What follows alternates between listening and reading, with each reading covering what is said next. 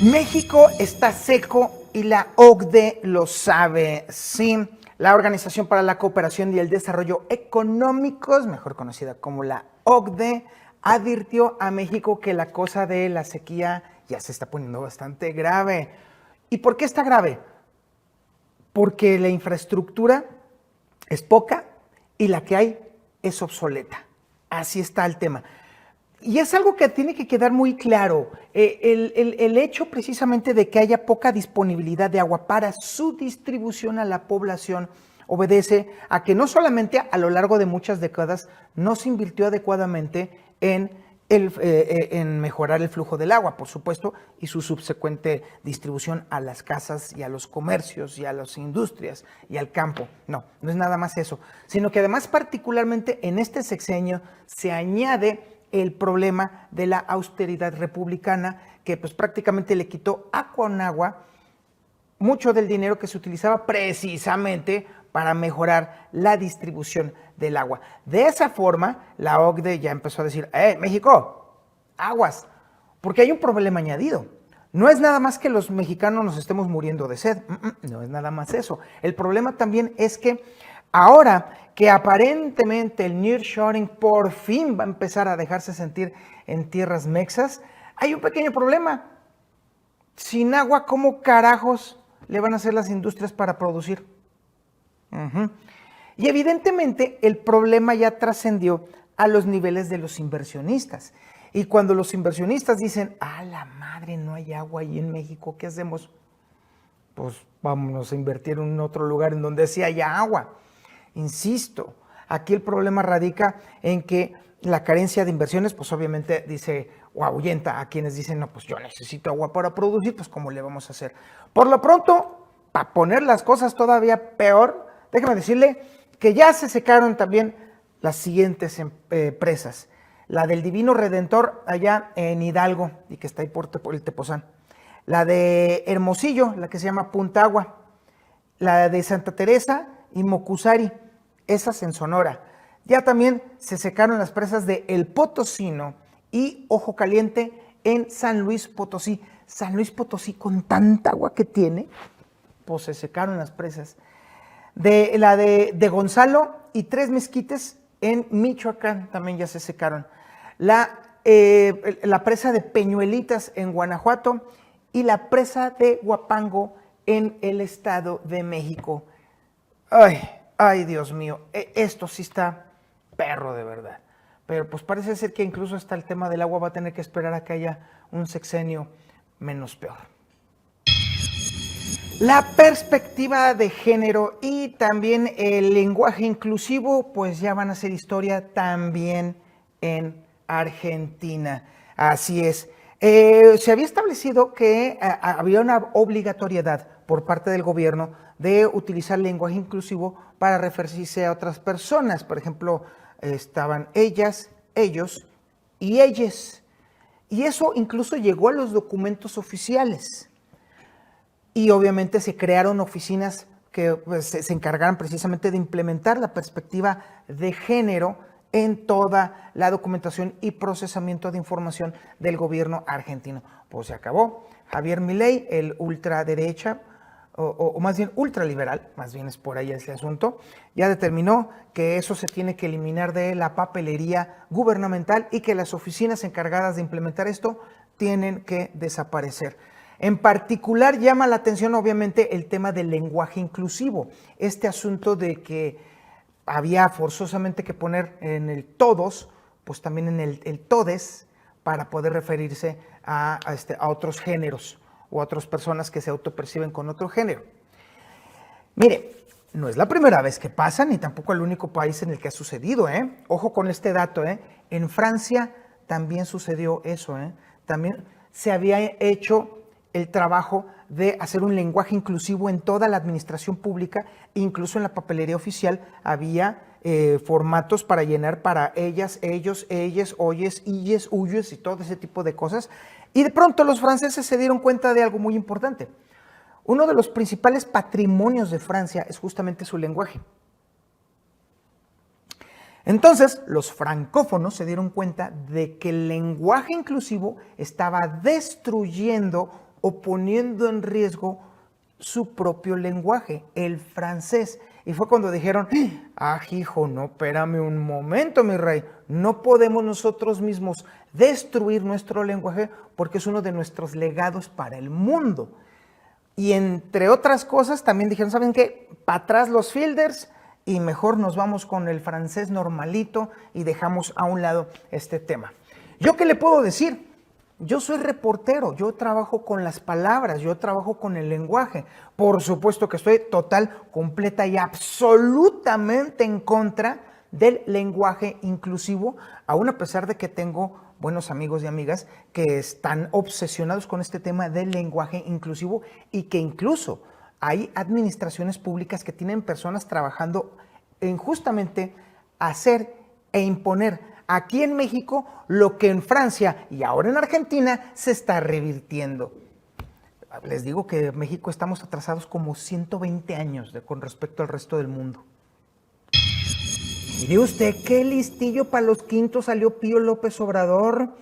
No solamente se embolsó la lana a nombre de su hermano, y lo vimos todos en los videos que exhibió Carlos Loret de Mola, sino que además le quiere bajar precisamente a Carlos Loret de Mola 200 millones de pesos por manchar su nombre, por difamación. Ojo, no por mentir, ¿eh? Ese es un dato relevante.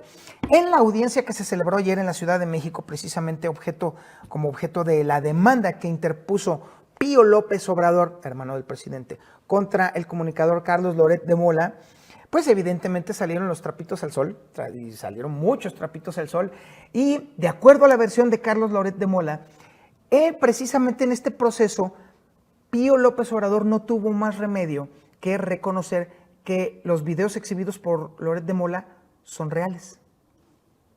Así es, no tuvo más remedio, es decir, sí es cierto lo que sucedió, sí es cierto que recibí lana, los videos son verídicos, pero aún así, el haberlos exhibido me ensucian mi nombrecito.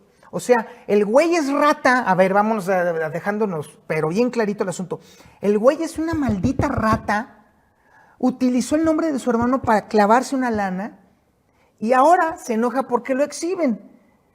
Evidentemente, este juicio, este proceso judicial inevitablemente va a sacar más trapitos al sol y evidentemente van a manchar todavía más el proceso. Es decir, esta iniciativa judicial, esta demanda, esta denuncia que interpuso Pío López Obrador, lo va a dejar a él todavía peor parado que la propia exhibición de los videos.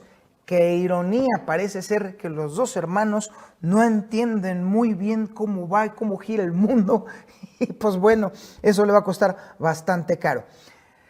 Ojalá que la justicia, ahí es donde se ocupan precisamente jueces y ministros independientes que tomen a bien considerar todas las aristas y evidentemente aclaren este mundo del revés en el que estamos viviendo precisamente los mexicanos ahora, en donde las ratas se indignan por ser exhibidas por ser ratas. Hágame usted el favor. La popularidad del presidente más querido del mundo se derrumba. Anda mal, anda muy mal este asunto. López Obrador se amanece el día de hoy con un 55% de aprobación ciudadana, de acuerdo a la información que proporciona Consulta Mitofsky. ¿Por qué es particular y relevante este asunto? Y este es un dato que va a hacer que los solovinos hagan guacamole con la cola. Vicente Fox y Felipe Calderón eran más populares que López Obrador al cierre de sus sexenios. Ay, Dios mío, ya me imagino a los solovinos. Pero bueno, ¿por qué le digo esto? Pues sí, resulta que, mire, ahorita en este momento, al cierre de su sexenio, López Obrador tiene 55% de nivel de popularidad, o en este caso de aceptación. Ahí le van los datos mire, ahí le va. Vicente Fox Quesada, en el mismo periodo de tiempo, cerraba su sexenio con una aprobación del 63%. Felipe Calderón Hinojosa cerró su sexenio con 65% de aprobación. Y repito, ¿cómo cierra López Obrador su sexenio? Con el 55% de aprobación. Así de gacho, así de grave y así de tremebundo este asunto. Obviamente, el tema de la polarización electoral que ha estado encabezando el presidente ha sido lo que más le ha afectado precisamente para alcanzar justamente estos numeritos de aquí arriba. Pero yo creo que lo peor del asunto es precisamente cómo es posible que Fox y Calderón le ganen al presidente adorado. Pues sí. Prácticamente una semana después de que Estados Unidos diera a conocer su sospecha de que México está triangulando con China la distribución de acero y que obviamente esto desembocaría en aranceles al acero mexicano y al aluminio mexicano también, por cierto, pues apenas el día de ayer, quitándose las lagañas, la secretaria de Economía, Raquel Buenrostro, contestó con una salvajada.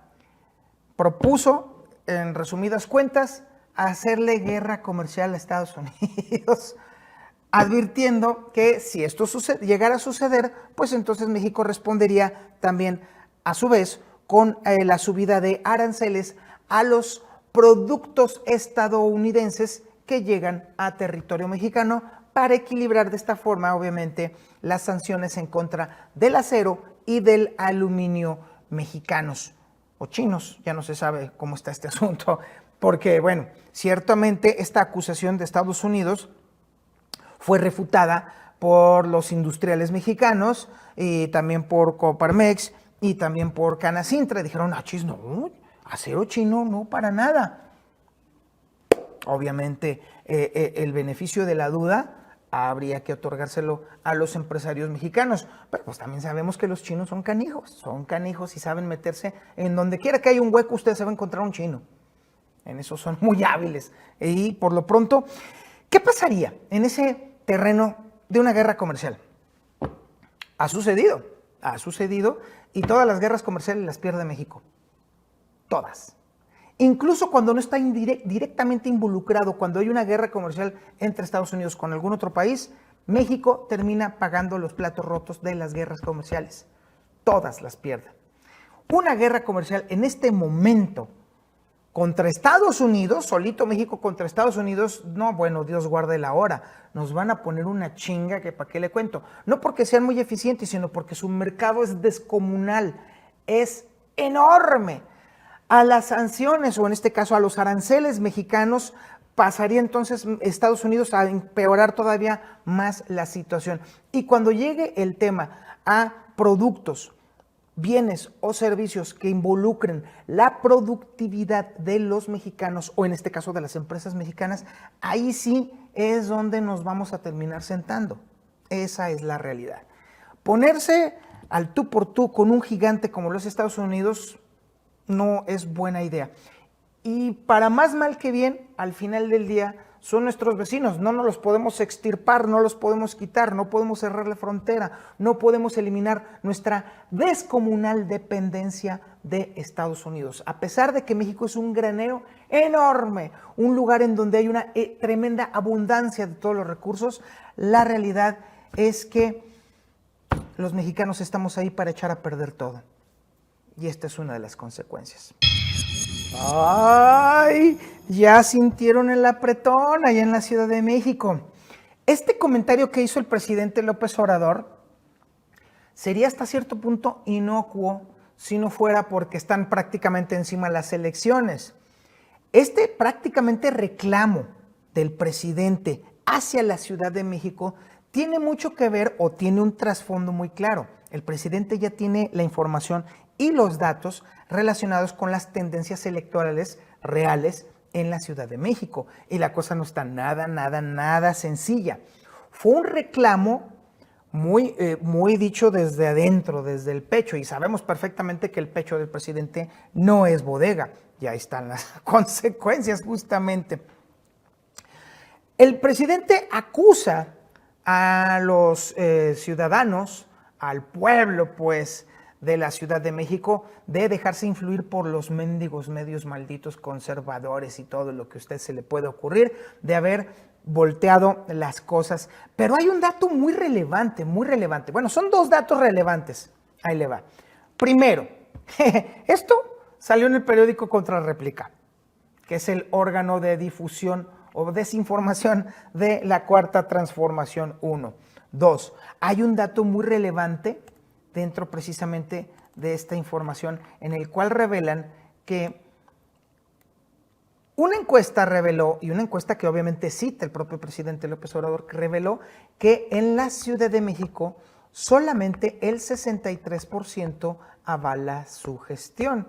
Y casualmente está esto un punto arriba de Aguascalientes, que a su vez es la entidad que menos aprueba la gestión del presidente López Obrador. Dato sumamente relevante.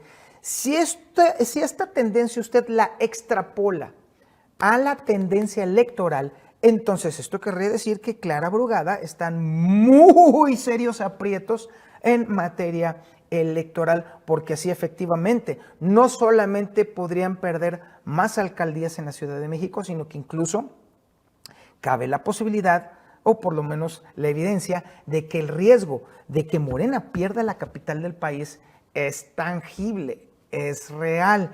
Y evidentemente el reclamo del presidente López Obrador no es gratuito, no es gratuito. De verdad, sí está muy indignado con los chilangos. Hermanos, no se dejen, no se dejen. Fuerza, mis chilangos.